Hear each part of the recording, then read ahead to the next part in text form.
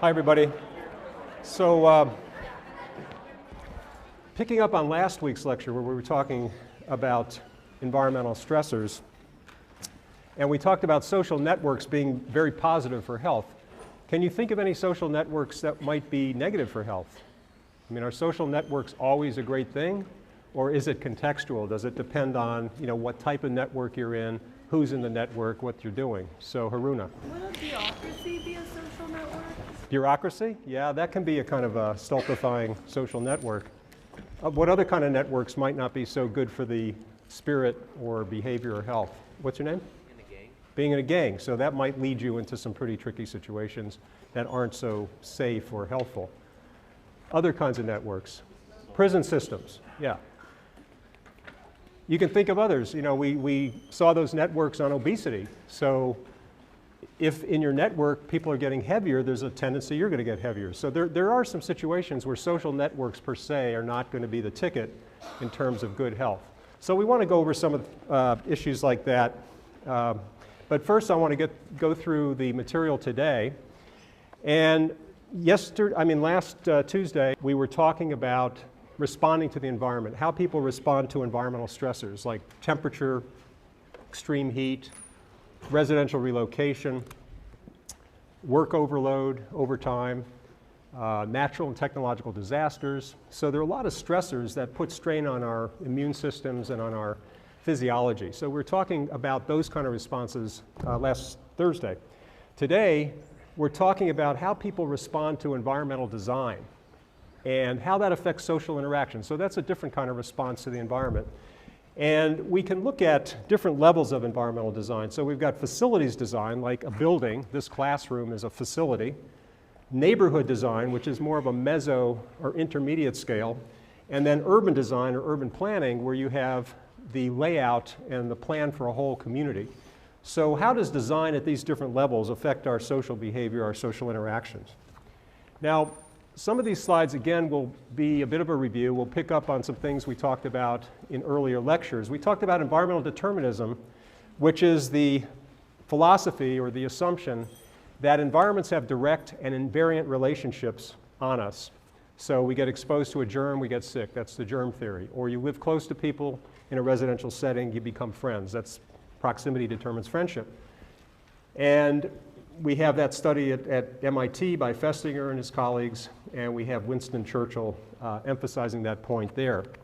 And going back to my experience as a college student at the University of Chicago, my first dorm was this high-rise here called Pierce Tower, and it was quite different than some dorms I lived in later, which is this one here, Burton Judson Courts, which was more of a low-rise Gothic kind of environment, really old-style dining rooms and nice courtyards.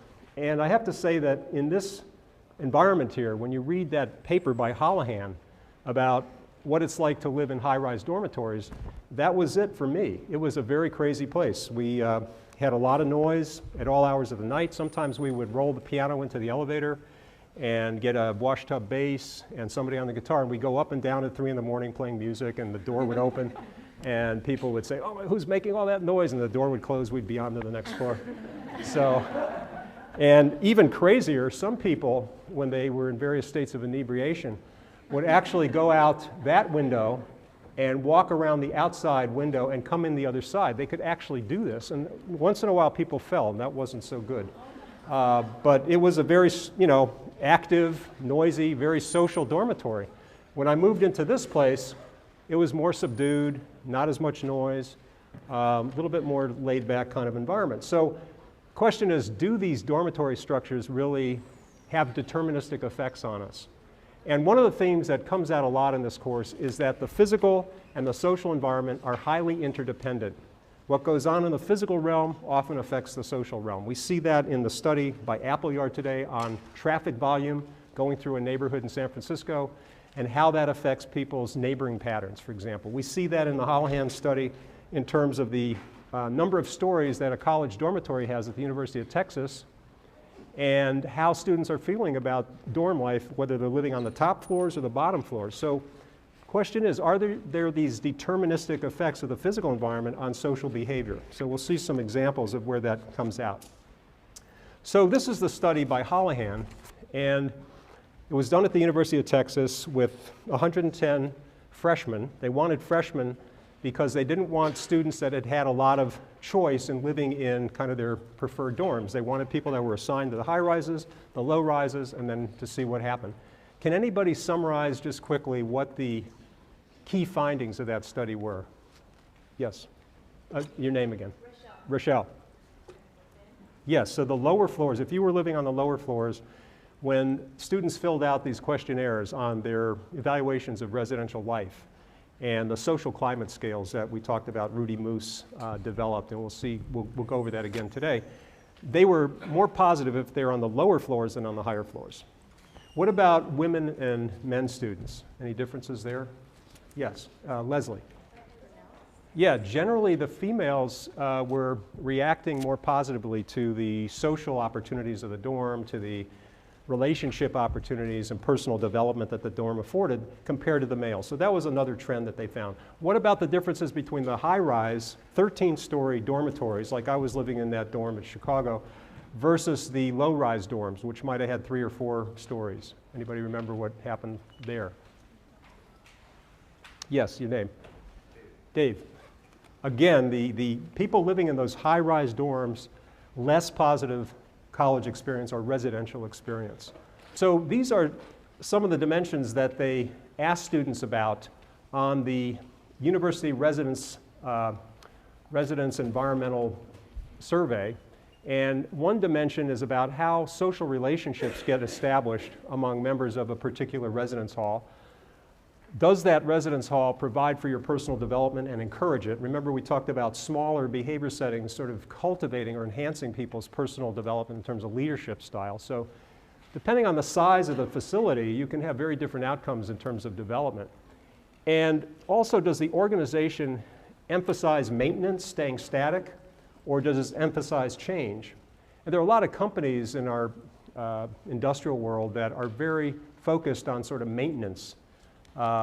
You know, some of the blue chip utility stocks that are on Wall Street are all about sort of maintaining that sort of blue chip constancy and reliability, whereas other companies are very much into sort of capturing the moment and current trends, whether that be Google or Facebook. So their environments reflect that emphasis on change. They're very flexible environments, and they have a different feel or ambiance or social climate, we would say, than companies that have more rigid kinds of work environments. So these are some of the social climate dimensions that were affected by the physical features of the residence halls. Now, when we start talking about social climate, we need to go back to this exemplar of a dysfunctional environment, Pruitt-Igoe in St. Louis, where 33 11-story buildings were constructed on this 57-acre site in St. Louis, near North Side. And originally, the Pruitt buildings were going to be for African American residents, and the Igoe complex was going to be for white residents, and they were named after, like Wendell Pruitt was an African American World War II pilot, and Igoe was a US congressman. But when segregation was ruled unconstitutional, they merged the racial composition of those buildings. And a lot of people at that time felt uncomfortable with that, but more than that, the structure of those buildings really discouraged what has been called defensible space, people feeling like they have a kind of security or defensibility of their environment. One of the things that happened is because revenues were very tight during the time these were built, it was 1951 to 1956, a lot of amenities from those buildings were cut out. So rather than having the elevators stop at every floor, they stopped on the 4th floor, the 7th floor, the 10th floor. They had these skip-stop elevators. And they thought that would be more efficient. Plus, they had these sort of public areas, internal public areas outside the elevator where you had different apartments opening onto them. But what this did is it brought a lot of different strangers to each floor who didn't really live on that floor. So you had less recognizability of the residents at each floor. It made it a more kind of unpredictable environment, if you will. And a lot of the crime that happened in those buildings were in these interior spaces near the elevators where you have people getting off from a lot of different floors. They don't know who's who.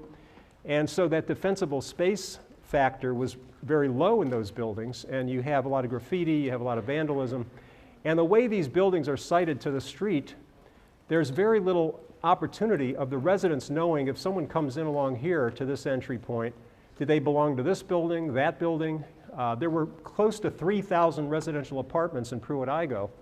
So you wanted to give people kind of that transition space when we talk about intimacy gradients going from very public to semi-public, semi-private to private apartments. You want to give people that transition so they can recognize who belongs, who doesn't. Pruitt-Igoe was pretty bad on those different dimensions. Now we're going to show you a film that was developed around the time Pruitt-Igoe was being constructed and after it was constructed in the 1950s. As you know, in 1972, that whole project had to be demolished. It was so dysfunctional, no one would live there, and there was so much crime, so much vandalism that people just checked out, and the city had to demolish the whole thing. So they wasted millions of dollars on that project, even though initially it was heralded as a great architectural solution to low-income housing. These developments are run by the St. Louis Housing Authority. This is a far cry from the crowded, collapsing tenements that many of these people have known. Here in bright new buildings with spacious grounds, they can live. It was a very beautiful place, like a big hotel resort, I'd say. It was like an oasis in the desert. All this newness. I never thought I would live in that kind of a surrounding. What happened? Well, one day we woke up and it was all gone. We pulled up with the moving van. I knew at that point that it was hell on earth. Pruitt-Igoe looks like a battleground. Vandalism and neglect have left fear among the remaining occupants. In the middle 50s, St. Louis thought it had solved its low-cost housing needs, but instead a monster was created. The experiment had gone terribly awry. It was just uncontrollable.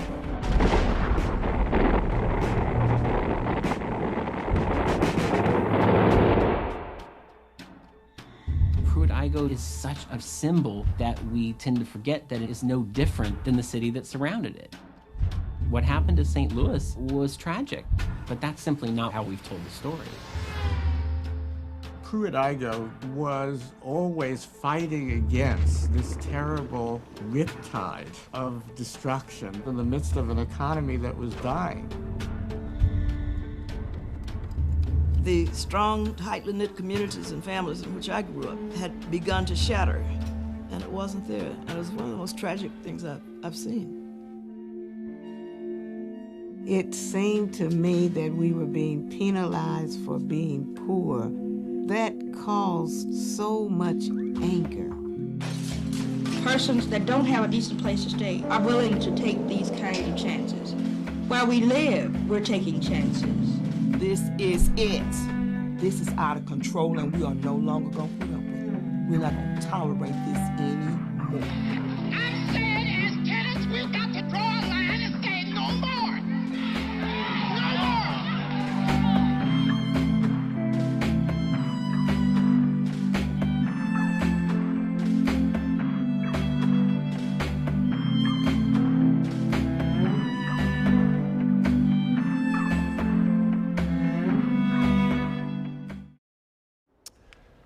The destruction of Pruitt-Igoe was heralded as the end of modernist architecture by some architectural critics. And the architect who developed the plans for Pruitt-Igoe was the same architect who designed the World Trade Center in New York. And he was very much influenced by the high-density design philosophy of Corbusier, Le Corbusier in France. And next week, when we start talking about urban design in more detail, we'll see what those sort of principles were of modernist architecture.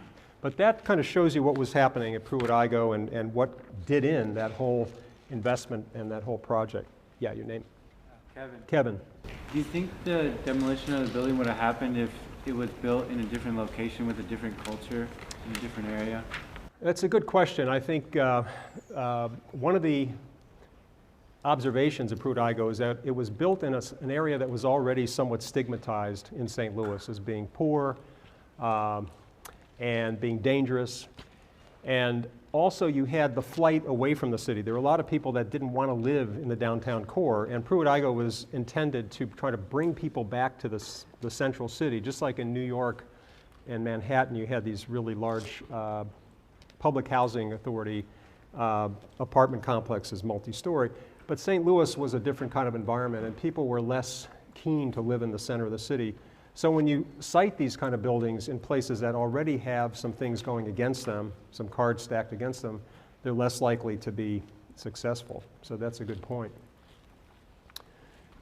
Now, some of the research that came out of Pruitt-Igoe by people interested in environment behavior emphasized the design features of those structures that made it difficult to establish defensible space, or bringing the environment under occupants' control of it, the feeling that they have some control over what goes on in that environment. And one of the major proponents of defensible space was Oscar Newman, an urban sociologist. This is his book on defensible space.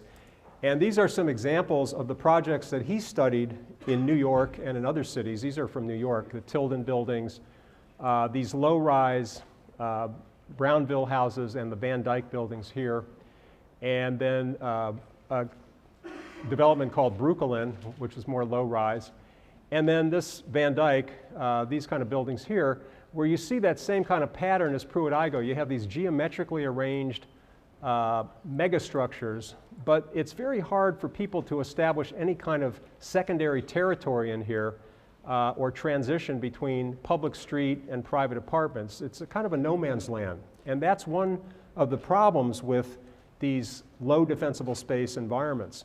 Now, what Newman found is that if you compared the buildings that had 6 or less stories with those that were greater than 6 stories, and these buildings here have 14 stories, and then you cross that variable with project size, number of residential units per building, less than 1,000 or greater than 1,000 apartments, what happens is this mean of 67 here in terms of the number of cases of crime is highest where you have the high-story buildings and the very dense large number of apartment residences.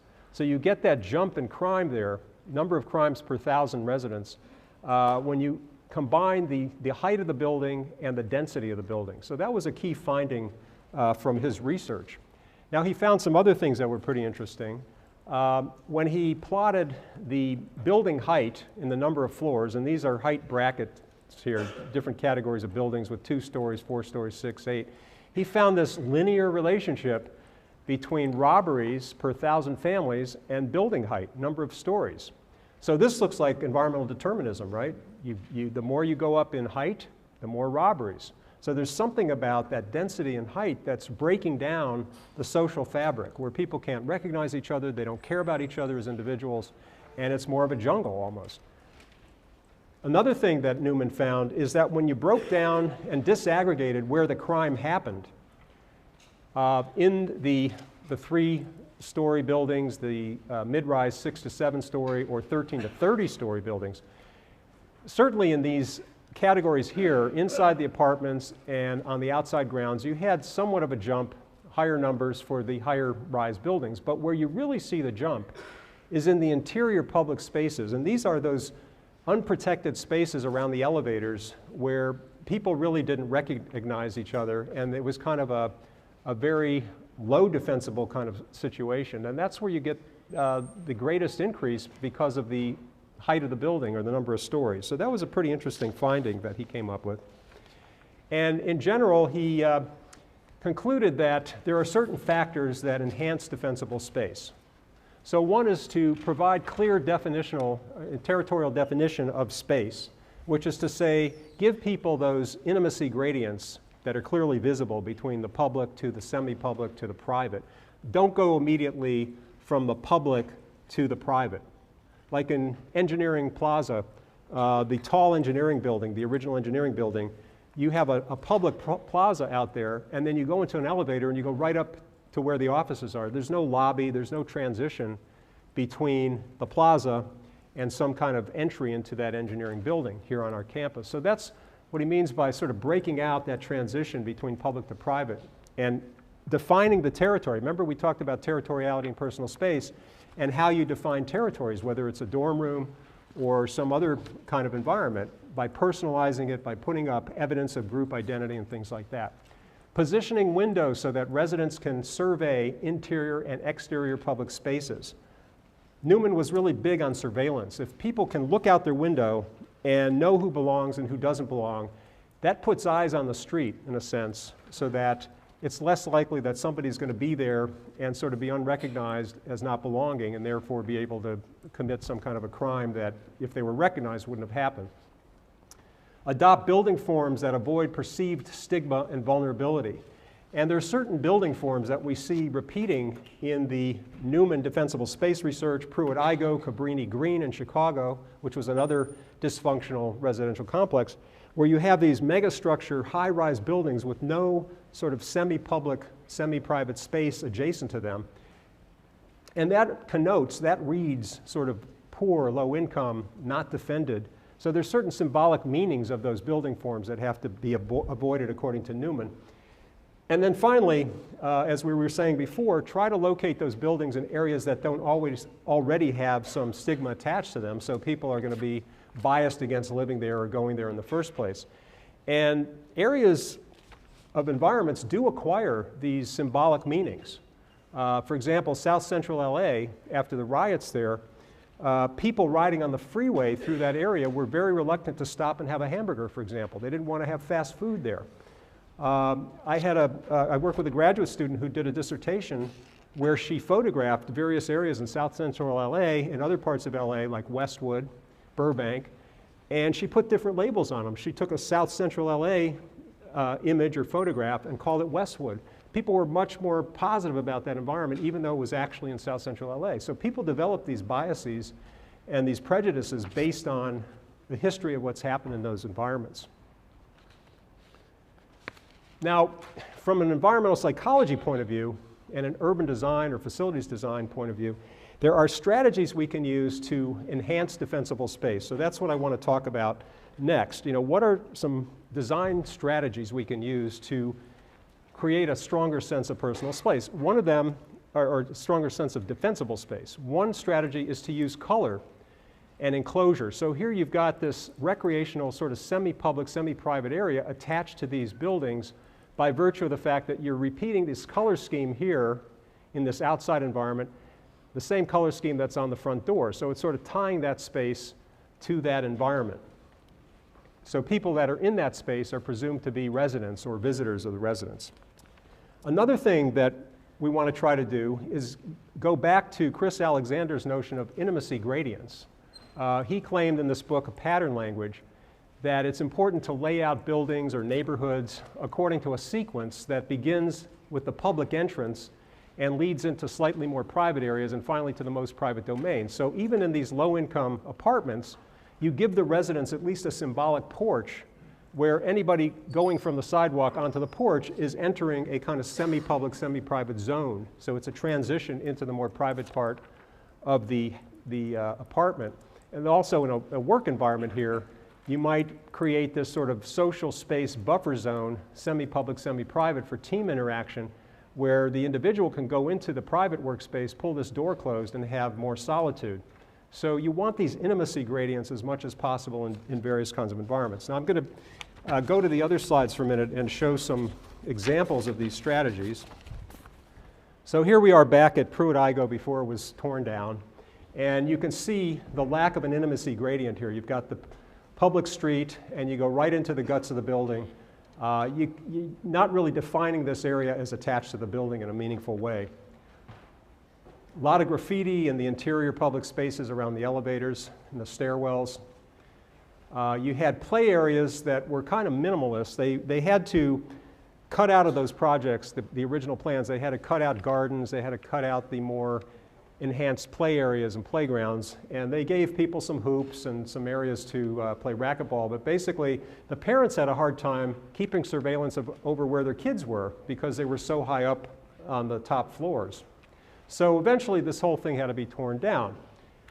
And if we go into some of the strategies that can help enhance defensible space, one of those strategies is elevation. So I'm going up the stairs now, and that doesn't necessarily take me to a more private area of this room, but in this space, as you go up the stairs, you go from the public parking lot to these different landing zones here, these different levels, and finally you get up into the private apartments. So you're making a transition as you go through this landscape. So you can use elevation, you can use landscaping to connote that you're moving from a public to a private area. You're trying to beef up those intimacy gradients, okay? You can do that again with color. You can try to tie this public sidewalk to the residential structures by bringing those colors up on the wall here, just as they did in that other slide I showed you where they're bringing the color to match the doors, the front door colors. And here again, they're using that colored asphalt to define this outside area as attached to this residential facility, so that people who are out here are assumed to be part of that community. So it helps sort of communicate through the environment who belongs, who doesn't. And that increases more defensible space. Another strategy you can use is site planning. So in this particular instance, the designers created a kind of L-shaped block, and they created a buffer zone that was bounded by these two sides of the apartment building so that residents could look out of their windows here on this buffer zone, which is, you know, attached to these buildings only. And that provides the transition from the public street into the semi-public, semi-private play area here, or sitting area, and then into the apartments. So you create this kind of buffer zone for the different entries of that building. So that's using site planning. By siting the building in a geometric way, you create that greater defensible space, surveillance opportunities. And here again is that apartment building in Maryland where they're creating these small porches, and they look very minimal, but at least they're giving the residents some inclination that they have this transition from public to private. Here in Baltimore, you have those porches again signified by some plant decorations to give that community some social identity, that people care about that community, that there's a sense of sort of jurisdiction over that place by the families that live there. And one other strategy that's been used, and we'll talk more about this when we get into the role of nature in human behavior, but some low-income communities in New York and other large cities have run gardening programs for the residents where they give the residents some gardening supplies, some seeds, some tools, and they have a contest at the end of the summer to see who grows the best vegetables and who wins that contest. And these programs are very helpful in sort of bringing the residents together. Sometimes gang members will get involved to protect the gardens, and there's a whole kind of synergy that happens to create more positive social climate, more defensible space. So you try to create activities near those environments that accomplish that. Okay.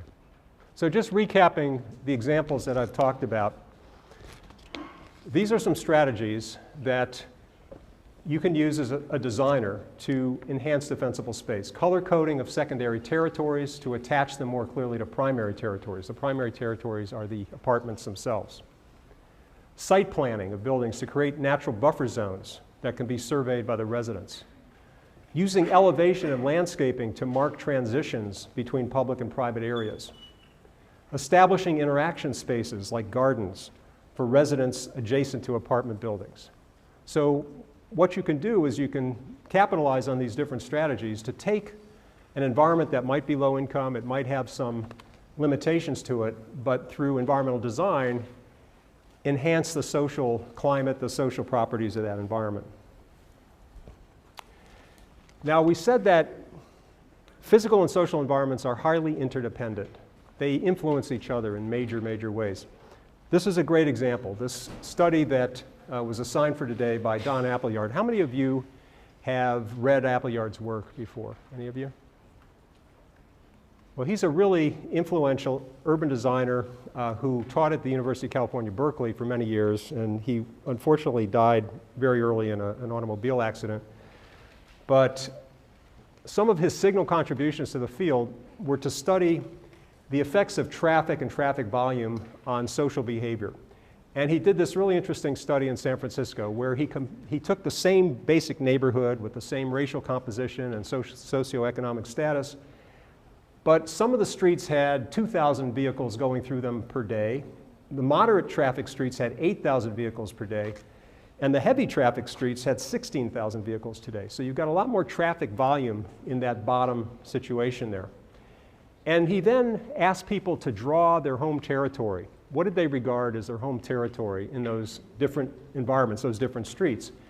And what he found is in the lightly traveled streets, people referred to their territory as the whole block. I feel that my home extends to the whole block. Street life doesn't intrude into the home. Only happiness comes in from the street. That's a pretty positive comment. I definitely think of this whole building as my home. I feel a sense of responsibility. These are some of the comments that his respondents made when he surveyed them about their neighboring behavior. Who did they neighbor with? How broad was their conception, their cognitive map of their territory? On the moderately traveled street, you had a more shrunken notion of social territory. You had people, not as many people drawing the whole block. Some were drawing the whole building. Some were drawing just their immediate apartment. And in the heavy traffic street, that's where you saw the most contrast with the lightly traveled street. So people here are saying it's impersonal and public. Noise comes from the street and intrudes into my home. My territory is just this apartment, not even that. So what happens in these neighborhoods, these streets, is that fewer kids are outside playing. It's a less walkable environment because of the pedestrian safety concerns. And you see this kind of deficit at the social level created by the higher traffic volume. So you've got the physical environment knocking down and diminishing the social interaction, the neighboring. So it looks like a pretty deterministic effect. And it might be different depending on certain contextual features of neighborhoods, but generally, high volume traffic does tend to do that to neighborhoods. It makes them less safe, it makes them less child-friendly, and less sociable.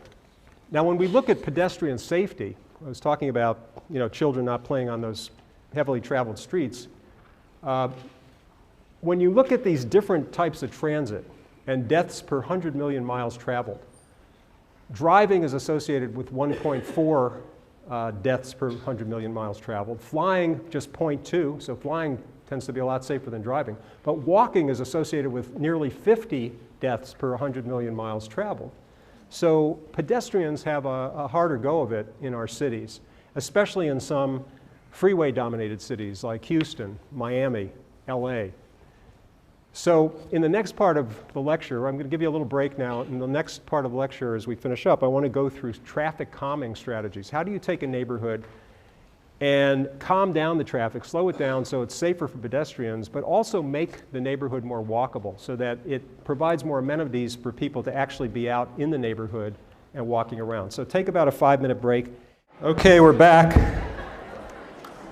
Next thing we're going to do is we're going to see a short video by Donald Appleyard that was made using the Berkeley Environmental Simulation Laboratory, and it demonstrates how he developed some ideas about traffic calming. So it's a pretty good indication of how the research developed at Berkeley, so I'd like you to see this.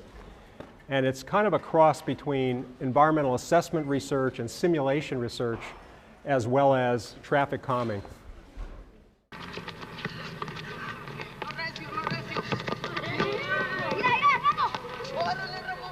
Nearly everyone lives on a street. People have always lived on streets. They are the only true public places in our cities. Here is a residential street in San Francisco, where many families with children live. It's late afternoon, after school, and the children are all out on the street. They play around between the cars, for the street is almost the only open space available. But traffic here is light. Not too many cars can drive through. In fact, it's quite a unique street. On most streets in San Francisco, the traffic has all but suppressed this kind of street life. Now, this film is going to show a few ways in which more livable streets can be created. We will do it by bringing a street into the laboratory. Here it is, a two-way street with parallel cars parked on each side. Quite dangerous because children can dart out from behind them. Now, the first thing we can do is this. We can group the parked cars. Right-angle parking stacks them more compactly and makes some room for other resident activities. A street corner plaza can be created in front of the market. The wider sidewalk along the houses can be used for individual front gardens, and residents can come out on the street. The street is narrower and one way. Parking is a little difficult. all helping to slow the cars.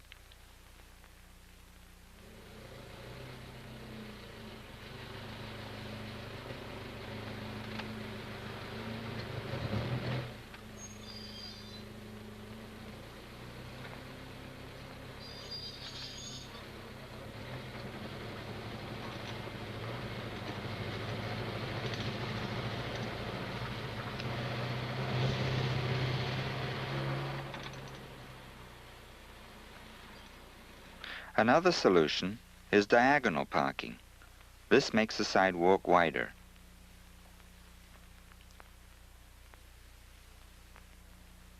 Children who are hidden behind other kinds of parking stand a better chance to see and be seen by passing cars. But we could make a more effective change by turning the end of a street into a cul-de-sac. The parking spaces lost are placed along the end of the street, leaving enough space for a communal garden.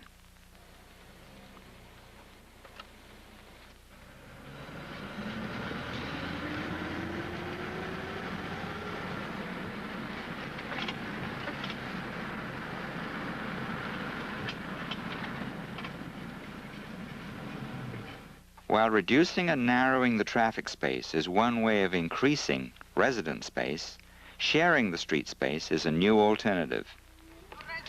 In the Netherlands, such a street is called a woonerf, W-O-O-N-E-R-F, and that means residential yard, or a garden street. Here, pedestrians have the legal right-of-way.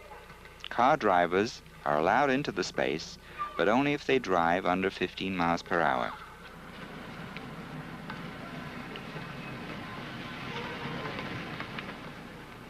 A curb or ramp must be passed over on entry, and the sidewalks are expanded to take in the whole street.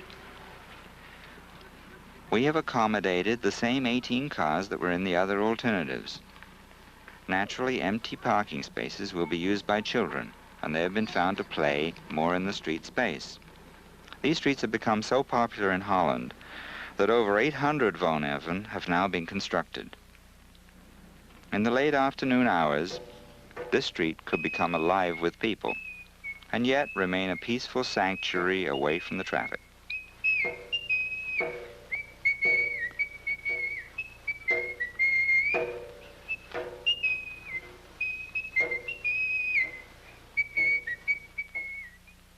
In this film, we have started to redesign the inner city street.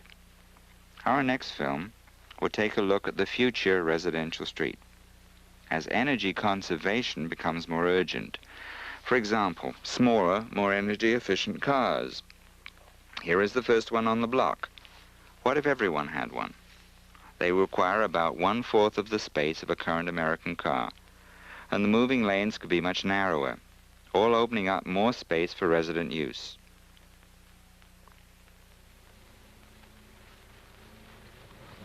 Now, the redesign of streets and cars can not only protect residents and children from the negative effects of traffic, they can make the city a place where people might really like to live.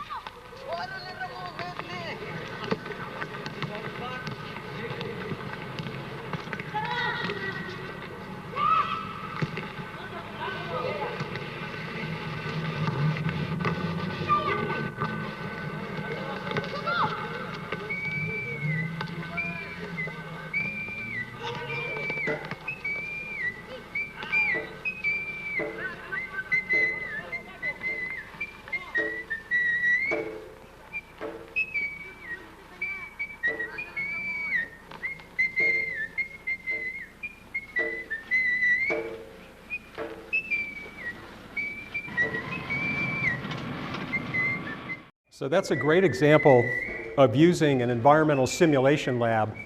In that case, it's a scale model dynamic simulator that they built in the basement of Worcester Hall, which is the architecture and planning building at Berkeley, to simulate different chunks of San Francisco, Marin County for these kinds of studies, and they've used it extremely effectively. It also ties back to a theme we mentioned when we were talking about sustainability, the green roofs movement. And the whole idea of bringing nature into the city on our roofs, on the street level. And we're going to see this theme over and over as we get into the urban design part of the course, and we talk about the effects of nature on behavior and health. Now, what Appleyard was showing you there were some design strategies to slow down or calm the traffic. So these are elements like speed bumps, median strips, narrow road widths, pedestrian safety signals that reduce speed of vehicular traffic. And he talked about Holland, the Woonerfs, or street gardens. And these are some of the things that typify them. They use these kind of posts to protect the areas near the buildings for children to play in here. The streets are very narrow. The parking is such that you can't cram as many cars in there. They sometimes put a little bend in the street so you can't go as fast, and there's a lot of signage. So these are all elements that are used to try to slow down the traffic. And I want to show you some 35 millimeter slides here of strategies that have been used in other areas in Europe and the US.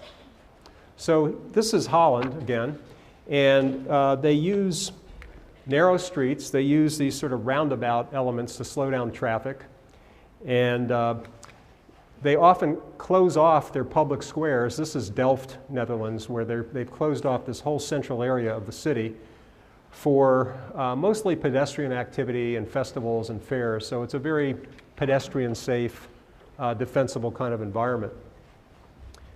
This is Faneuil Hall in Boston. And again, it's a very large urban area where they're using trees, they're using a lot of amenities like restaurants along here, benches where people can sit, to create a sociable space. So even though you're in the heart of Boston there, you've got a kind of protected area for pedestrians. You're making it very walkable and very low impact from traffic along the adjacent streets there, even though it's very close to the downtown commercial district. How many of you have been here? Anybody been here? Yeah, what's your name? Susan. Susan. Yeah, I was just, wait, is that part of Boston, what you were just showing? This here, though. Well, yeah, the previous one was Boston. I was in Boston 2 weeks ago. Oh, okay. So did you go to Faneuil Hall? Yeah. Yeah, it's a nice area. Anyone know where this is? So this is Seattle. It's called Pioneer Square. And again, they've used the trees. They've used some protected area here for meal space. A lot of walkability in this kind of environment. And it becomes a very attractive place for tourists and for residents alike. Now, closer to home, you all have probably seen this street near UCI. Even in Irvine, there's been an investment in street trees. So you've got this planting here and these wide sidewalks that make that area a little bit safer for pedestrians, a little bit more amenable for walking. Here on Michelson, you have a kind of pedestrian device that's set up where you push the button here and basically the street lights up when the pedestrian goes through so cars can see them. So these are all strategies to slow down the traffic, make that environment a little safer and more walkable for people living in the area. Now in Zurich, you see another European kind of convention, and that is to put a lot of emphasis on bikes, on rail transit. So they've got an incredible tram system there where you can get anywhere in the city really quickly, and you get on one of these trams and they give you a really good picture, a cognitive map of the next stop coming up, and you can cover a lot of ground even though those are running right through the middle of the city. They go pretty fast. This is the Zurich train station, and the train system in Switzerland and Italy and Europe in general is a lot more developed than what we've got over here. And then you go through European cities like Zurich and you see this preponderance of bicycles. So people are, through their culture, they're sort of reinforced to ride bikes, to walk, and to be less dependent on automobiles than we are over here. That's another way of slowing down the traffic. Now, this term walkability of neighborhoods comes up a fair amount, and I want to sort of go into what exactly we mean by a walkable neighborhood. So this is that area in University Park with those nice trees along the sidewalk. The school is over here, University Park Elementary. And you've got this median strip that was put in at great expense to kind of slow down the traffic on Michelson Drive. Now, by walkability, we mean overall support for pedestrian travel in an area. It takes into account quality of pedestrian facilities, roadway conditions, land use patterns, community support, security, and comfort for walking. You know, do you give pedestrians benches to sit down on? Do you give them other kinds of facilities like those signals that they can push to alert people that they're crossing the street?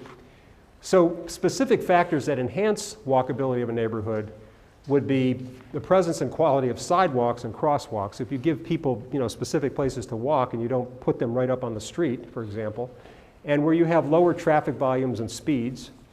How safe do people feel when they're walking? That's an important component, a subjective component of walkability.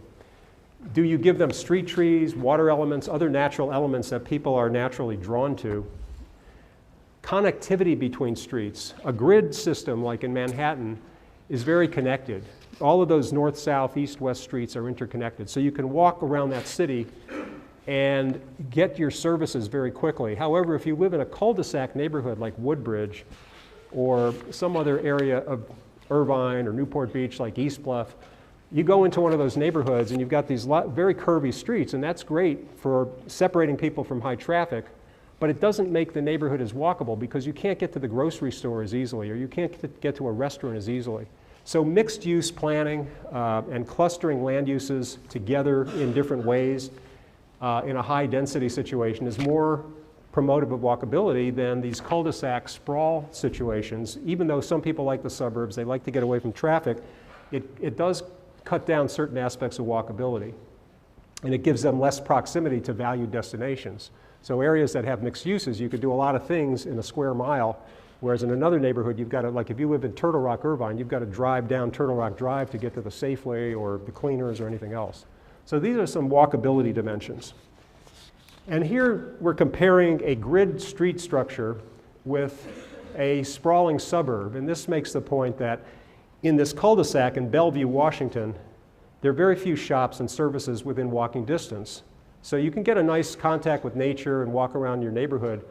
But in this situation, you're going to have a lot more proximity to mixed residences and businesses. So this becomes a more walkable place. And you can go to a website online called walkscore.com and plot any neighborhood and see the walkability coefficient. So the next slide shows, actually it's one of the later slides. This shows the walkability of UC Irvine. They're saying that we have a walkability score of 77 out of a possible 100, so it's a very walkable environment from, sort of near the best range. So the campus is pretty walkable, a lot of services nearby in the marketplace you can get to quickly. But if you go into one of the residential villages or neighborhoods of Irvine, much less walkability. So you can try plotting walkability of Turtle Rock in Irvine or Northwood, and you're going to see less of that walkability. Let's go back to the earlier. So these are some more specific features of walkability that promote it. So they say, picture a walkable neighborhood. You lose weight every time you walk to the grocery store. You stumble home from last call without having to wait for a cab. You spend less money on your car, or you don't even own a car. When you shop, you support your local community economy. You talk to your neighbors, so it creates more social support, social climate. What makes a neighborhood walkable? Well, it has a center usually that draws people together. It has higher density. Lower density environments aren't as walkable generally because they don't have that mixture of land uses. So mixed income, mixed use of land tends to promote walkability. Parks and public space that bring people together for recreation. Pedestrian-centric design where you're looking out for the needs and comforts of pedestrians. And nearby schools and workplaces. These are all factors that enhance walkability. And there's a whole movement now called the complete street movement, which is to make city streets complete in the sense that they serve not only motorists, but they also serve pedestrians, they serve vendors. There's a lot of things going on those streets. So they're accessible, they serve people that may have disabilities.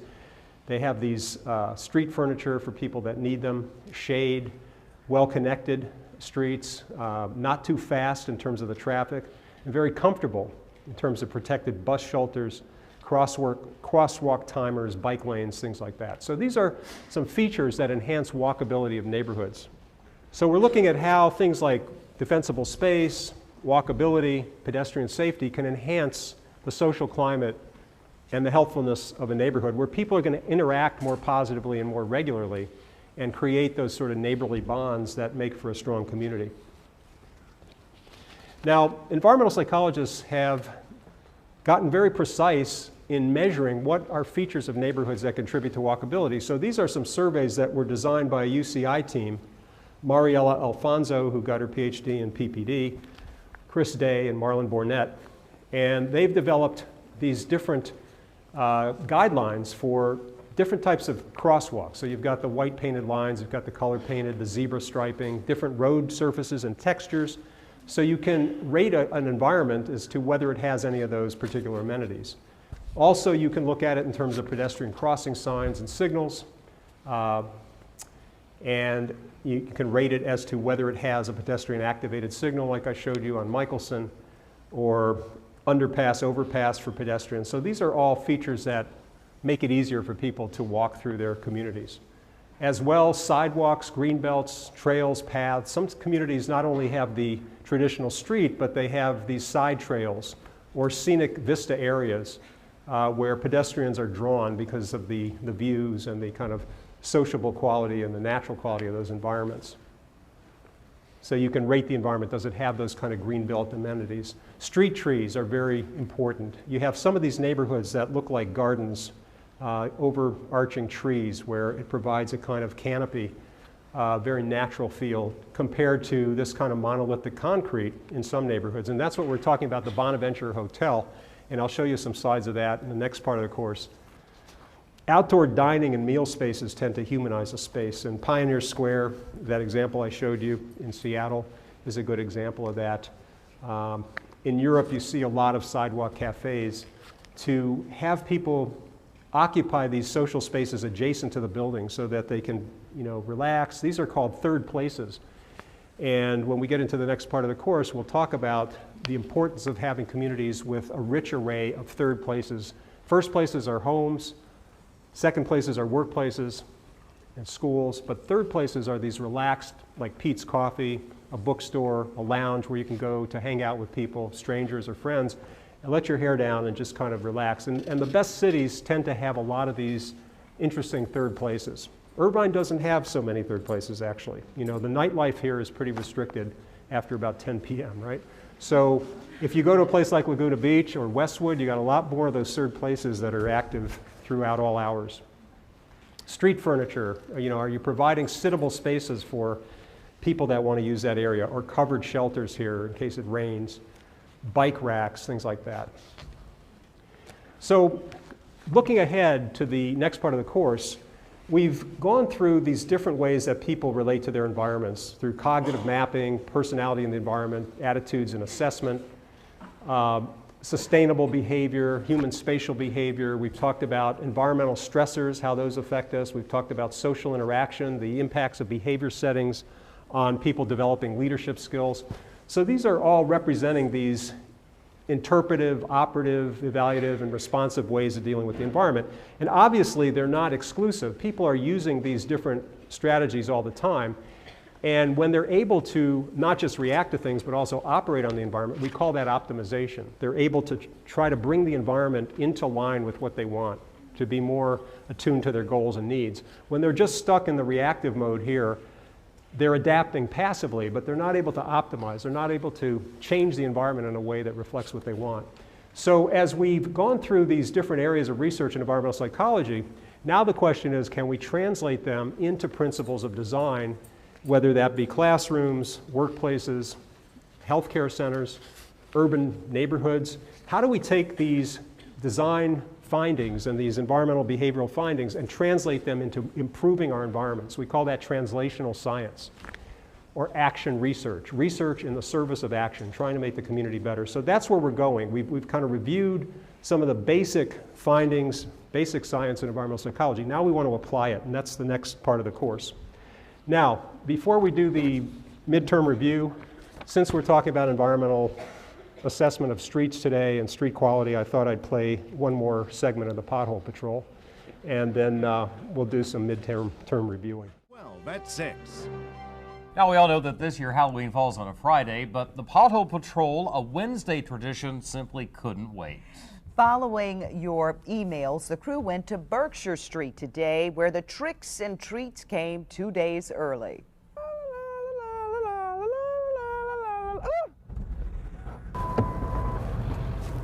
Oh dear! about this? Arr, let's call me mateys. Arr, there she blows.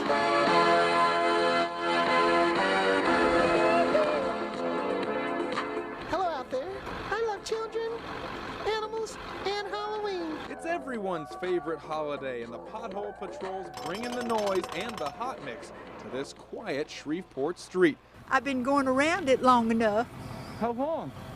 Well, I don't know for sure. Are you scared of the camera? Well, You're not scared of pandas, are you? no, I'm not scared of you. It's just me. Don't let the costumes fool you. This is Henry, and this is Trinity.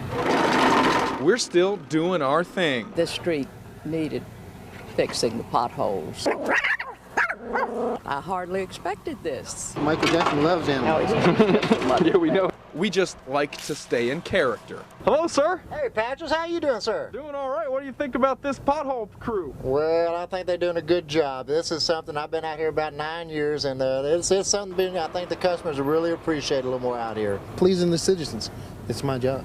Face down in the pothole, won't admit defeat, though the mix is soiled and black.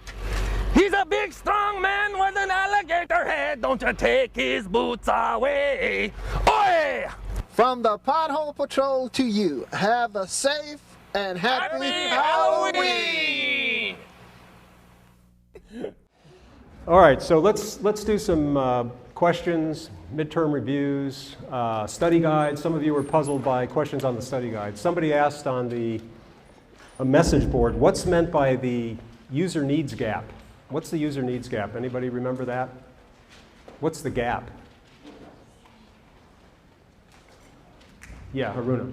Okay, so Haruna's saying it's a communication gap. The designers talk to the developers who are paying them to design an environment, and a lot of times the developers don't know what their end users are going to need, like the office workers or the students that occupy a classroom. The university administrator commissions a classroom, but they haven't necessarily done an assessment to know what the students want or what they prefer.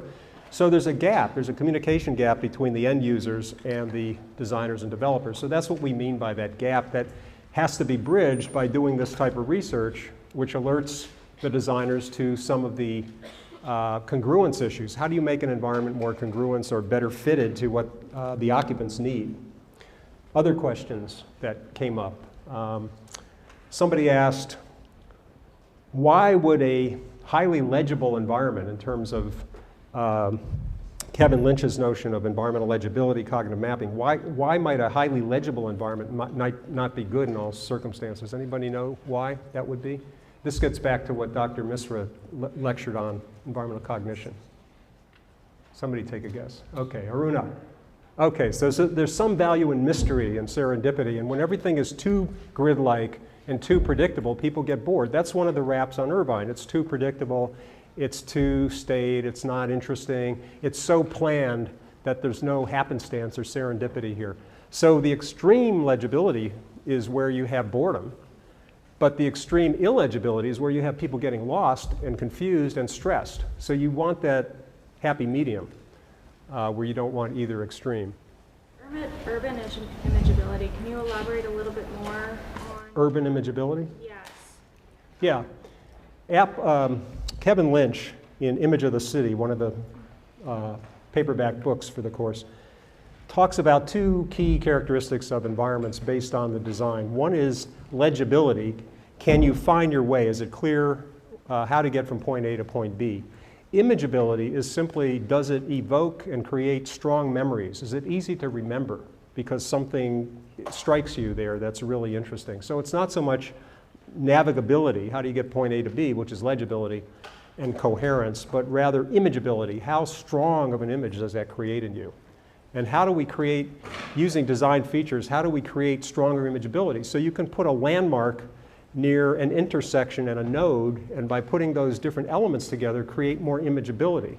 So you've got the Hancock building on Lakeshore Drive in Chicago, and as you come around that bend and you see that tall building, and the edge of the lake, it's a very visual, imageable kind of scene, and it makes a kind of iconic image of Chicago, just like the Sydney Opera House is a highly imageable representation of the city of Sydney, Australia. So that's what we mean by imageability. Amber's saying, why are you distinguishing between urban imageability and just plain old imageability? And imageability is a more general term, but you can apply it to a city, you can apply it to a suburb. Yeah. Yeah, the last walk technique in the Milgram and Jodelet study was, they were trying to come up with different ways of assessing people's cognitive maps of their neighborhoods or their cities. So one way you assess cognitive map is you ask people to draw a sketch map, and you see how accurate it is, or you see how many elements, which elements show up in that map. So they looked at Parisians' maps, and they saw that the Eiffel Tower shows up in just about every map. The river, the Seine River, shows up in just about every map. But there were certain other elements of Paris that didn't show up so much. So they wanted to come up with some other ways of measuring people's cognitive maps. So one way of doing that is to assess what areas of Paris mean the most to them. They're most sentimentally attached. Remember, we talked about place attachment, place identity. So they asked people to do the last walk technique. If this was your last day in Paris, where would you walk? What's your most favorite part of the city where you'd want to spend the day? And most people chose the Champs-Élysées, that beautiful tree-lined area, to walk. So they used it as a kind of measure of sentimental attachment to Paris, favorite parts of Paris. Cognitive mapping research really came out of some studies of rats. And what they found in those studies is that if you trained up a rat to run a maze, like an L-shaped maze, where they go from the starting point to a top left-hand compartment where they get food pellets, and then you put them in a different kind of maze where, let's say it's radial, and they have 16 different routes that they can travel, and you put those trained up rats who learn the L-shaped map, how to get food in the L-shaped and go to the northeast, and you put them in this new radial maze design, the vast preponderance of the rats choose the route going to the northeast. They don't go to the southwest, they go to the northeast. So Edward Tolman, who was a psychologist at UC Berkeley, and they've named their psychology building Tolman Hall because he was a pretty famous psychologist, he discovered that even rats had the ability to develop spatial representations of their environments to find their way around. And a lot of his experimental psychology colleagues thought that was crazy, that rats don't have mental maps. And so that term was sort of out of favor for many years, but then Kevin Lynch at MIT, who was an urban planner, came along and said, I can do research on people's cognitive maps.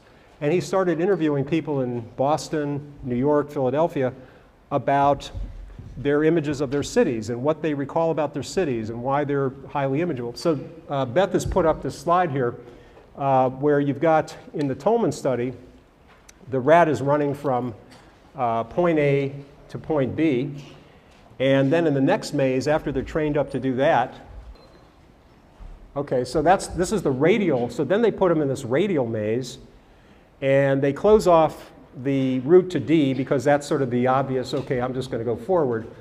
But they found that path 6 going to the northeast, point B, was the most frequently traveled route. So if you, go over which? Leverage point.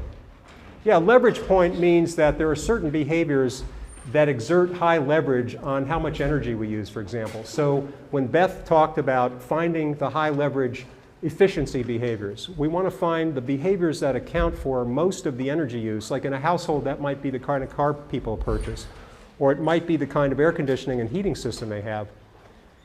So we want to try to influence those behaviors, or we want to try to find decision makers who are making energy conservation decisions for their companies that affect hundreds of people. They are in a high leverage position because they're choosing products that might be Energy Star rated or not, more efficient or not. So we want to leverage our efforts at changing behavior on those behaviors or people that make the most difference.